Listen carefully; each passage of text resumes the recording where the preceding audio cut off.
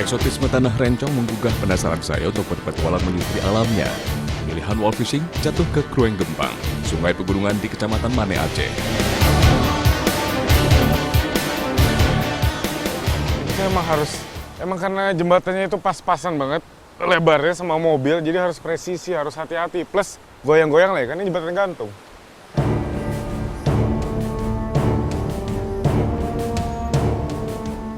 Berhasil. Hebat ini sopirnya.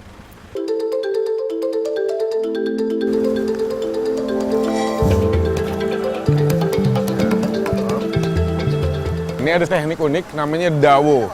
Jadi dawo ini semacam jaring, cuman beda. Kalau jaring lempar, ini enggak. Ini ditaruh, terus ntar jaringnya goyang-goyang kiri kanan, dapetin ikan yang lawan arus. Nanti teman-teman dua ini bakal masang di arus deras. Di arus deras loh. Di Aceh, nelayan di Sungai Gempang memilih cara berani menyikapi arus deras di pegunungan. Teknik dawo, pertarungan ketangguhan manusia melawan arus sungai.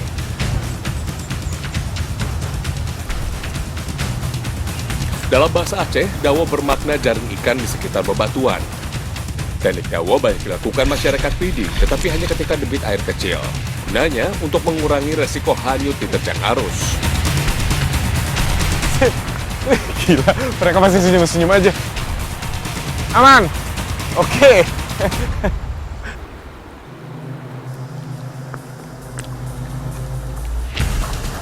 Lihat kan gimana tadi mereka segitu cepatnya keseret, padahal ini udah pemilihannya harusnya yang paling tenang. Sebelah sana harusnya lebih deras, sebelah situ juga lebih deras. Untuk kembali ke tepian butuh perjuangan. Derasnya arus sungai harus kembali diterjang. Saking beratnya teknik ini, pelaku dawo hanyalah para perenang handal. Resiko terbesar dawo, kehabisan tenaga di tengah sungai. Atau tiba-tiba kram akibat dinginnya arus sungai Gempang.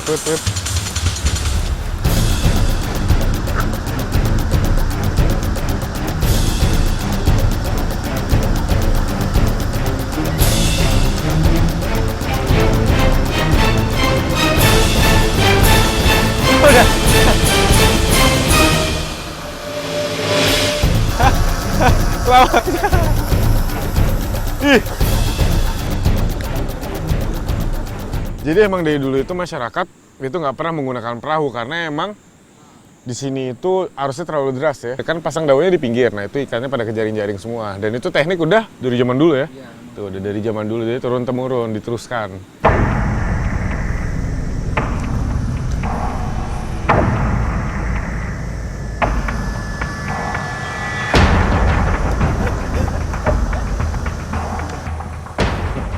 Pemanasan dulu sebelum saya memenuhi janji untuk ngambil dawo, hasil dawonya bareng. Ini ngeliat arusnya deras banget, jadi ya semoga bisa lah. Bismillah ya dulu.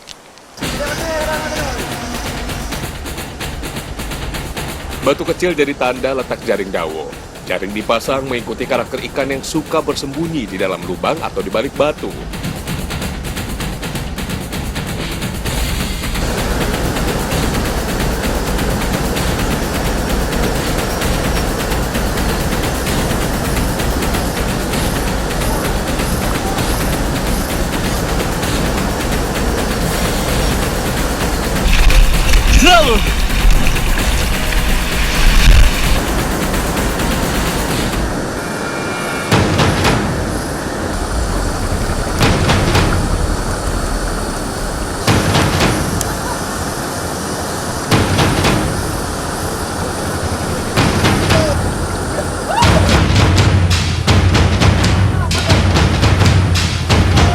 Sayang, ikan kerling besar yang sudah tersangkut di jaring lepas.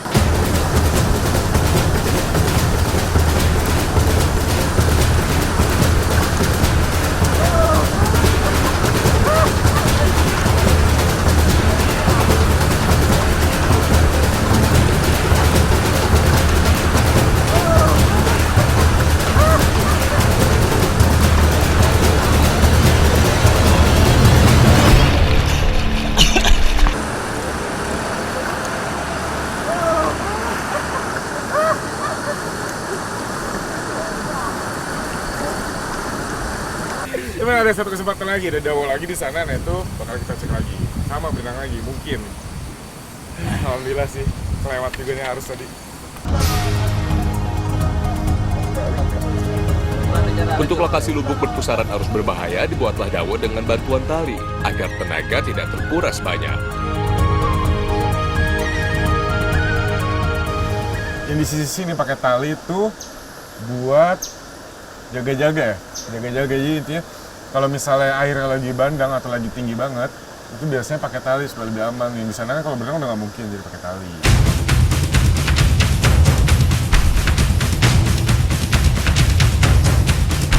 Camping ya? Teknik dawo menunjukkan betapa giginya masyarakat pegunungan Aceh mensiasati tantangan alam. Cara ini juga ramah lingkungan, meski menguras kekuatan fisik.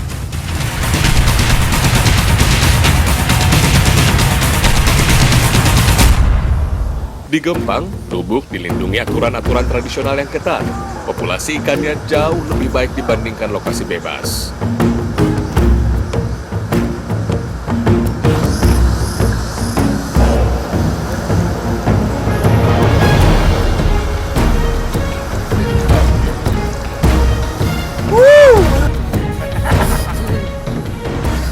Jadi emang pakai tali ini emang lebih mudah dibandingin kita langsung berenang gitu ngelawan arus. Cuman tetap aja powernya itu tetap di tangan, terus arus itu emang kerasa banget. Jadi talinya itu pasti gini kan. Geter-geter kan menggigil. Ini emang harus fit banget badan tuh untuk bisa nyebrangin ini. Kalau mau ngedawo itu harus fit. Di Aceh, ikan jenis keling menjadi maskot air tawar pegunungan. Selain harganya mahal, ada prestis tertentu ketika bisa mendapatkannya ataupun menyantap ikan jenis ini. Nah, nih bang, tanggapan begini bang. Ini bang. Terliang. Ini dia. Wih, gede ini. Ini dia keling Aceh. Emang kalau udah mau usaha keras, pasti ada hasilnya kan? Lebihan kan? Keling Aceh jenis ikan arus deras, termasuk dalam famili ikan tor. Julukannya ikan raja, sebab dahulu hanya boleh dikonsumsi keluarga kerajaan saja. Wah, bising, lupiat. Dingin banget.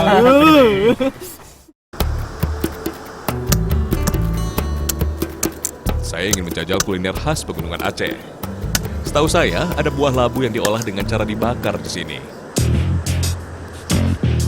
Unik sekali. Selagi di sini, kesempatan menjajal kuliner labu bakar tidak akan saya lewatkan. Saya belum pernah ngerasain labu dibakar tuh kayak apa rasanya. Kita lihat hasilnya.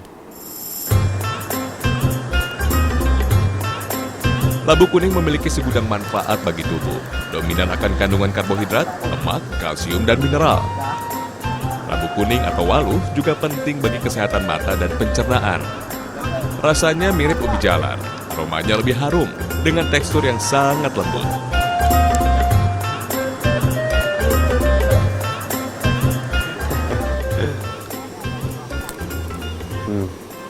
Kayak ubi, ada asam-asamnya dikit. Enak. Perut kenyang, hati senang, mancing tenang, ya kan?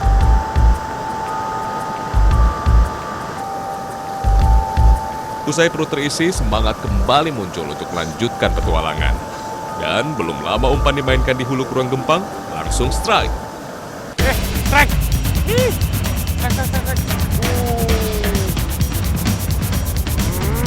Ini kayak itu lagi deh. Tadi nyangkut beneran ini.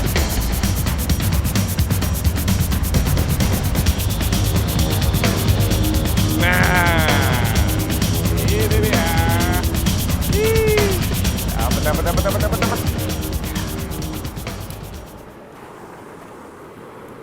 Masyarakat Aceh. Sore hari paling ideal untuk memancing. Suhu air normal disukai spesies ikan keling. Ikan-ikan akan lebih aktif karena kadar oksigen lebih banyak ketimbang saat matahari terik. Strike. Wey. Wow. Ini strike. Hihi. Ini udah kelihatan. Wih. Besar.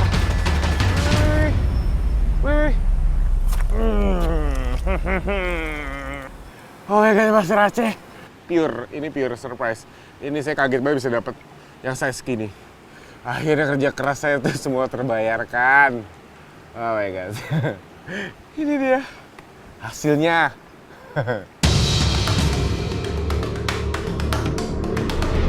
Curah hujan begitu tinggi setiap kali udara panas dari arah pesisir naik ke dataran tinggi. Momen seperti ini sering dimanfaatkan petani untuk mencari sumber nutrisi dari sungai. Alat tangkapnya bilah-bilah rotan dan tali dari akar-akaran. Kedua bahan ini dipercaya dapat mengundang kehadiran ikan-ikan ke sekitar perangkap. Ya, inilah dia camp kita selama beberapa hari di pedalaman Aceh. Kondisi cuacanya lagi hujan banget, jadi nggak ada salahnya juga manfaatin waktu untuk ngebikin perangkap ikan atau una ya Pak disebutnya, atau una disebutnya di sini. Bentuk unak menyerupai perangkap ikan bubu. Cara kerenggangan antara bilah menunjukkan alat ini tidak diproyeksikan untuk menangkap anakan ikan. Alat sederhana ini dapat bertahan di air hingga 1 tahun lamanya.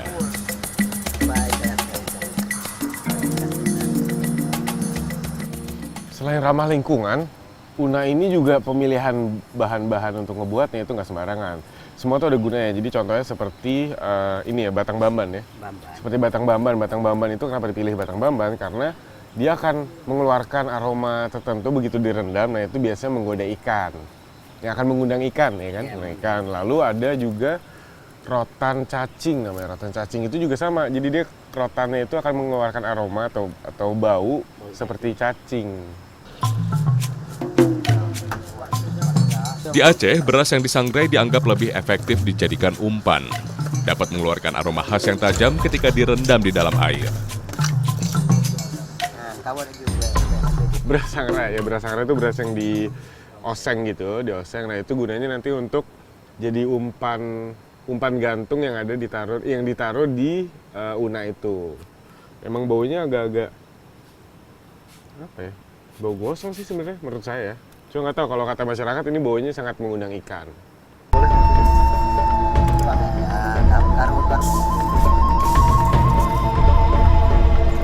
Umpan dipasang di tengah unak. Jadi, ikan yang masuk ke dalam perangkap mau tidak mau harus masuk hingga ke dalam. Oke, siap menangkap ikan.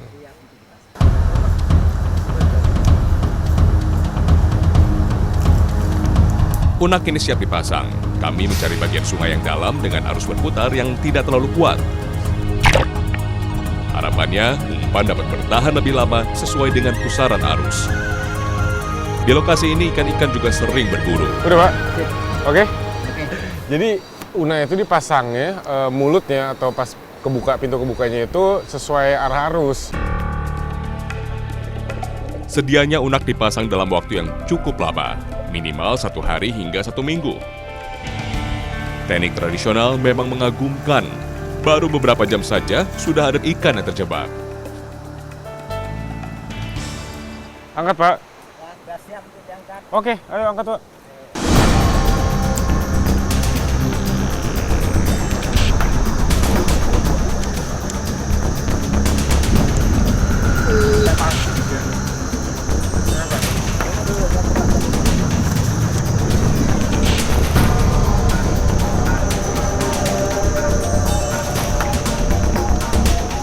Terbukti, kearifan lokal memang sangat efektif.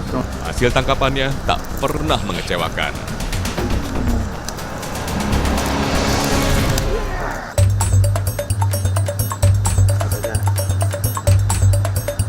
Kearifan lokal semacam ini harus dipertahankan, sehingga spesies ikan bergengsi dari perairan tawar pegunungan Aceh dapat terus kita jumpai. Di Aceh, ikan masyar paling digemari sebagai ikan konsumsi. Memang secara populasi paling dominan dibanding spesies lainnya. Belum apa-apa, aroma ikan kerling bakar ini sangat menggoda selera makan.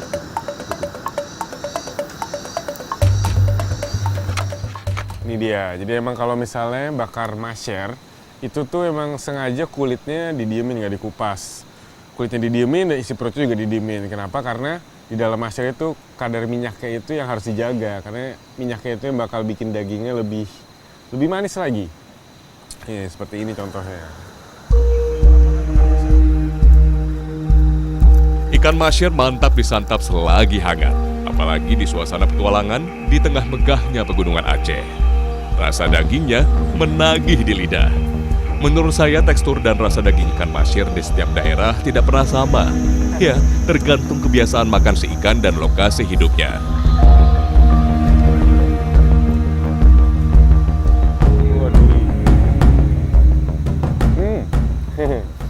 Ini dia masyar Aceh pertama saya yang saya makan selama saya berada di Aceh. Satu harapan membenak, semoga ikan-ikan keling Aceh tetap lestari dan terus memberi manfaat banyak dari generasi ke generasi. Kalau fishing, keren banget.